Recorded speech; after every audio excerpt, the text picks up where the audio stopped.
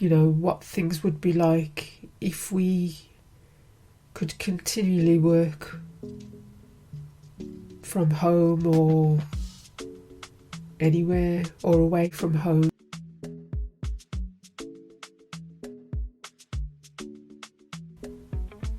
To be able to have that kind of freedom, that choice, I'm sure has crossed everyone's mind, whether they work for themselves or you work for another. And I think a lot of freelance or people who've just decided to leave their jobs and seek another route of employment has definitely sprung up since that time.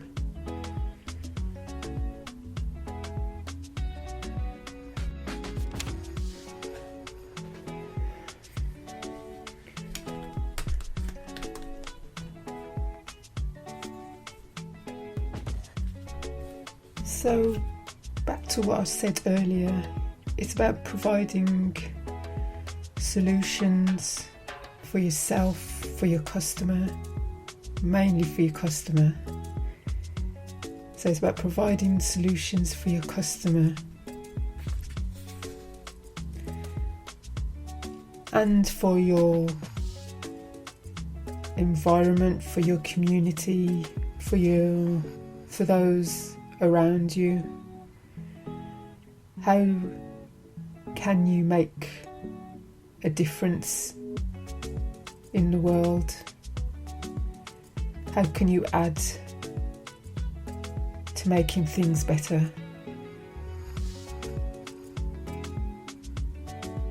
And I think this is how you determine your value, whether it's, bringing or solving a problem, I should say, for your customer, or working towards an environmental goal.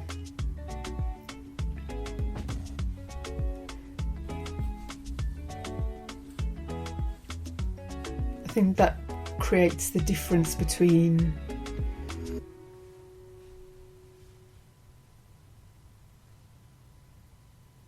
a business with integrity and a business that's just out to generate profit.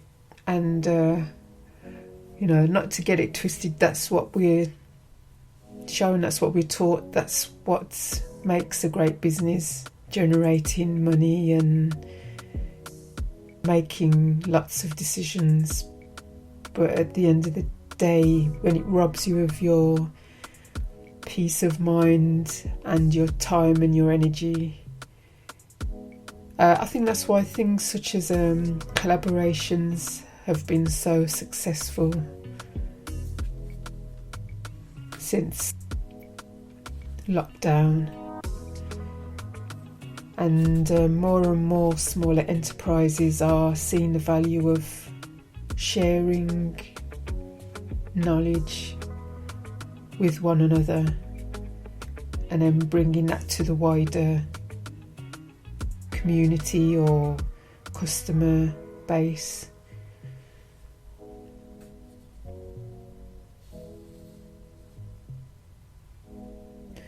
So we're saying being of service is where your value lies.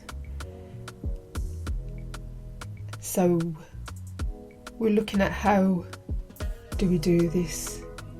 How is this achieved? Through problem solving, finding solutions for the customer, for your business, so that everyone is happier.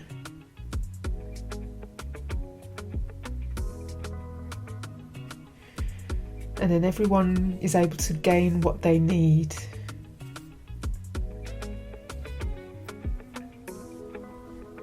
And I think the new business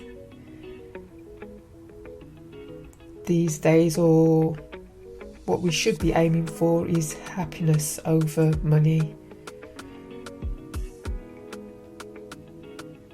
and not be so hung up on how much are we going to charge, but how much happiness, do we want to get from this? Do we want to give?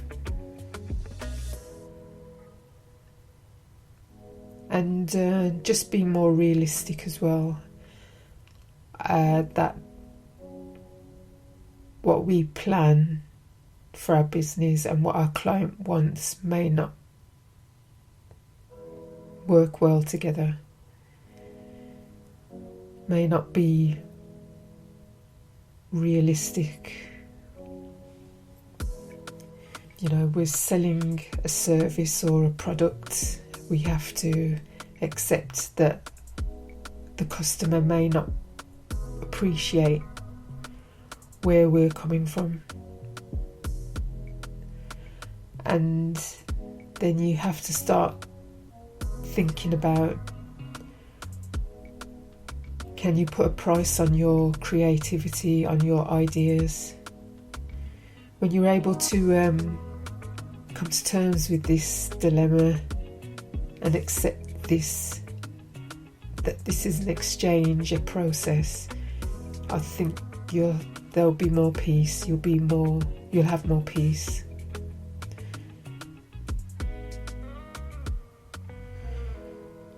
And like I say, you can only know this with hindsight. There's no shortcut, there's no advice out there that will help you. Well, unless it's the right advice.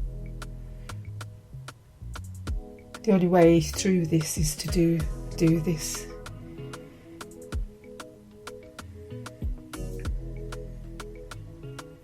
So like I say, here at Creative Life Lab, we're here to help people start their creative business,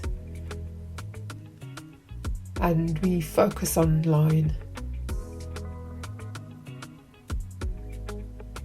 It's about starting on that path of creating the life that you truly want, and how to scale your creative online venture with the right know-how, so that you can create the business you truly want. So I think we've said some important points here today. Determining your value, and your value shouldn't be determined in a monetary way. It should be determined on the happiness, the joy, the peace, the time you get to spend with family. That's how you determine the value. And the same for your customer. What problems are you solving for them? And I think that's where the true value lies. The happier they are, the happier you'll be, hopefully. And if not, then can you bring someone else in who can take care of that area, so that you can focus your energy, your time, your needs on other things that are... Not saying that's not important, it is important, that's why you're bringing someone else in. But then that frees you up to start thinking more and doing less and stressing less. Less stress is what we're after at the end of the day. So I think that's a part of learning to delegate. And it's easier for some and harder for others, so it's okay if at this time you haven't done that as yet and you're still trying to do everything yourself. It's a learning process. I mean, you could start by looking to see if there's software or apps or equipment that could possibly automate things that you find maybe problematic or time consuming. Look at that first, and then once you understand how much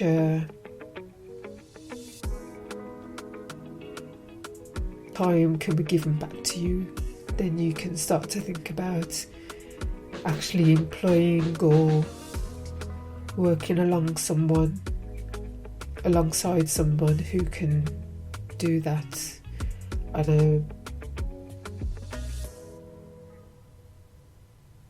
if that's what you desire. So I'd like to thank you for listening to today's episode.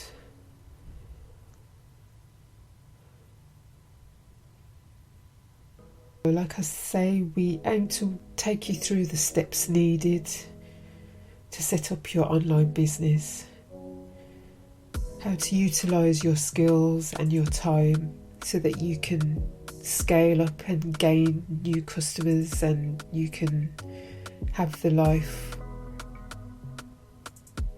be happier and provide a great service for your customer.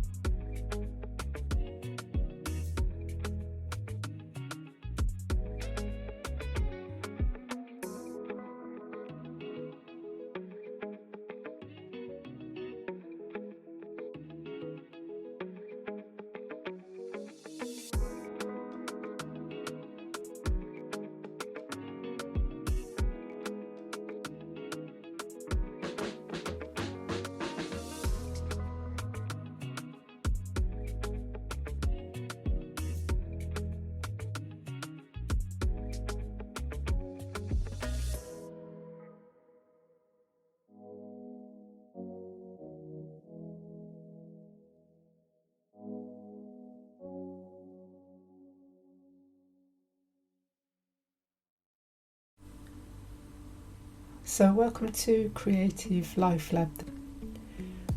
So here at Creative Life Lab, we like to help people start their creative ventures. In terms of what their online platform is, we like to show you how to scale your creative online venture.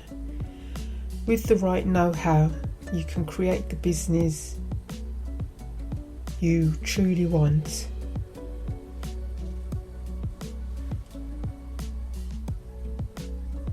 So it's about learning how to get started, and once you get started, how to scale up your business. I think it takes a lot of time in the beginning just to develop the self-belief and the mindset of what it is needed to create a business you can truly love.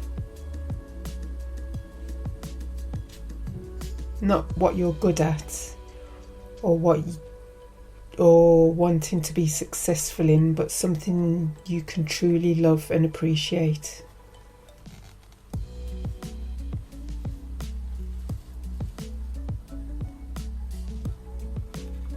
And then you will find that you have to answer questions such as, how do you determine your value? I think that comes quite soon within the business, and value is not determined by price. Your value is what you're actually producing, and I think, yeah, some would say your value grows as you develop, as you begin to create what it is you truly want. Because in the beginning we might not be so honest with ourselves in terms of what we want for our creative venture.